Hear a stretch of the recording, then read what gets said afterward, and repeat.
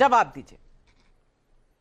अब मैं टेक्निकल और पॉलिटिकल दोनों जवाब देता हूं। महोदय, जिस जमाने की बात 2000, हाँ, अब आप देखिए, बता रहा हूं, 2007 और 8 के जिस दौर की बात कर रहे हैं महोदय, दो बातें।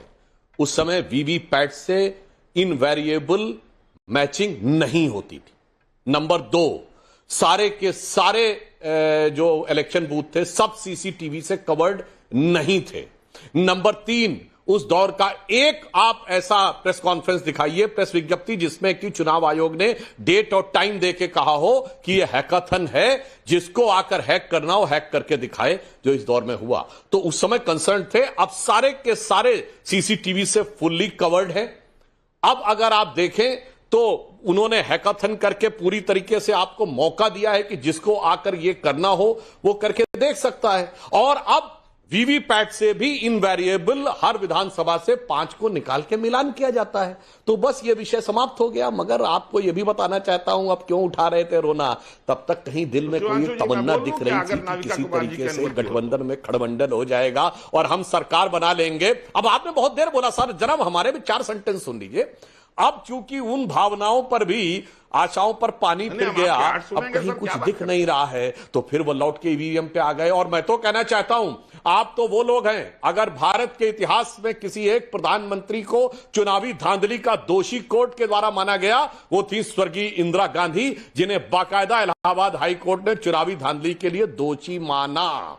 जब से चुनावी हिंसा खत्म हो गई है, बंगाल को छोड़कर लगभग, जब से मतपेटियां लूटने की घटनाएं खत्म हो गई हैं, तब से आपको कभी जिंदगी में 240 सीटें भी नसीब नहीं हुई हैं।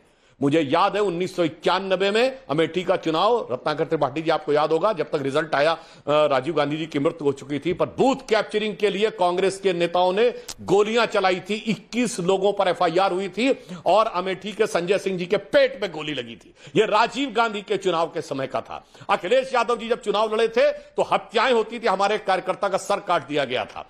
इसीलिए मैं कहना चाहता हूं, और उस जमाने में ऐसी ऐसी घटनाएं भी आती थी कि किसी बूथ पर जितने वोट थे उससे ज्यादा वोट निकल आते थे, क्योंकि जब मतपेटी कई बूथों की लूट के ले जाई जाती थी तो कई बार ढका डाल के डालने में यह ध्यान ही नहीं रहता था, उसमें ज्यादा डाल दिए गए। 1 घंटे के लिए बूथ कैप्चर होता था और सारे वोट पड़ जाते थे। अब तो ईवीएम की वजह से 20 सेकंड का टाइम लैग है, तो वो हो नहीं सकता। तमाम लोग आके कहते थे साहब आए, उन्होंने कहा आपका वोट पड़ गया। वो जमाने अच्छे लगते थे जब पारदर्शिता कम थी। और जब से वोटर आईडी कार्ड आया है उसके बाद से कभी इनको 240 सीटें नहीं मिली जितनी आज हम लेके आए हैं। इसलिए आपके दिल का वो दर्द, आपकी वो बेताबी और इस सरकार के सुव्यवस्थित ढंग से चलने के कारण आपके दिल में उत्पन्न होती हुई छटपटाहट के कारण ईवीएम का वो पुराना राग सहज स्वाभाविक समझा जा सकता है।